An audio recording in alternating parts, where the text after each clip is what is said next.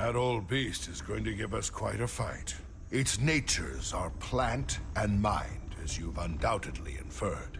In my opinion, it is the most destructive of the Elder Dragons, tearing the ground from beneath our feet. Creatures that live underground are especially vulnerable as its vines spread.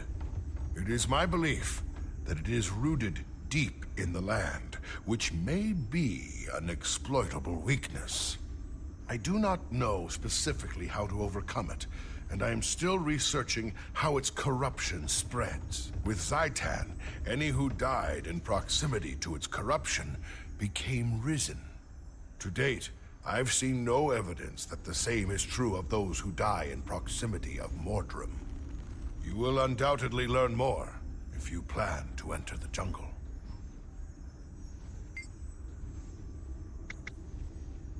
You already know much about them, but for Miss Delacroix's benefit, the Elder Dragons may be as old as the world itself. They're more than creatures. They're part of nature's workings. They rise and fall on a cycle that spans millennia. Much of what we know about them comes from a document written by the first humans to walk the face of Tyria.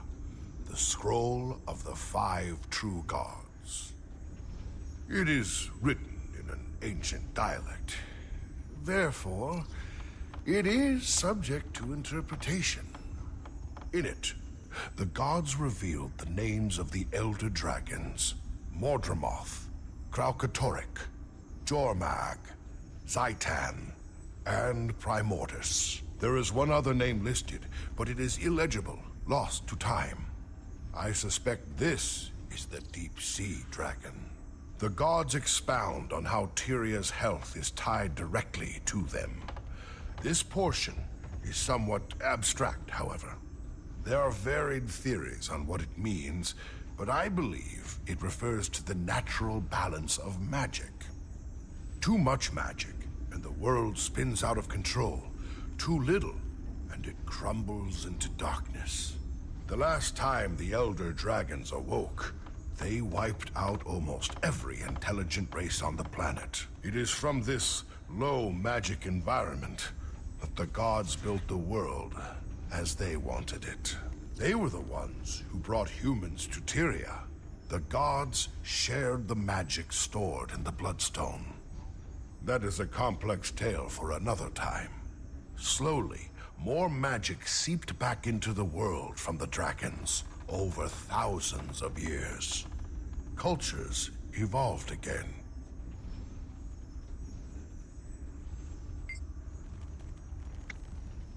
Ah yes, only Asura would attempt to quantify nature itself. But then, they are limited in perspective. By attempting to define the undefinable, they actually move further from the truth rather than closer to it. The eternal alchemy, nature, our world, the all, however you want to name it, is beyond understanding. We can only grasp portions of it. Even the Elder Dragons are small relative to the all. We see only certain layers of the mists, the Elders, and Tyria. Anything beyond that is hidden from us. We must content ourselves with first understanding what's before us. Right now, the Elder Dragons are the most critical to understand.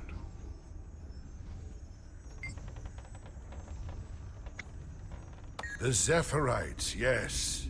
They inherited a thankless and difficult job from the Brotherhood of the Dwarves. They didn't understand what they were taking on, but I believe they do now. I was in the Brotherhood of the Dwarves. I am now its sole surviving member. We were the keepers of Glint's legacy. Glint had the power to communicate with her mind. She learned language from humans this way. According to her, other dragons speak and think in something I hesitate to call a language. But not Glint. She learned that humans and other races were not her enemies, but allies to be nurtured. Thus, she became a protector of the Tyrian races. We recognized the importance of this, as did some exceptional humans. Glint foretold the future in the Flameseeker prophecies over 1,000 years ago. The Brotherhood believed that she would one day become an elder dragon. She was old and wise, well on her way. You can imagine how it might have changed the world if she had survived long enough to become that powerful.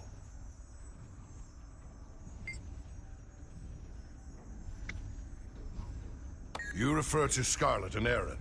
Similar symptoms, yes. I am no expert, but they're immature as a race. Their concept of nightmare and dream is simplistic at best. Too black and white, too unsophisticated to explain the changes affecting some of them. The Pale Tree is said to protect them from the corruption of the other dragons. Both Scarlet and Aaron rejected her, no? It makes sense that Sylvari would be vulnerable to Mordramoth, a plant-based being like themselves.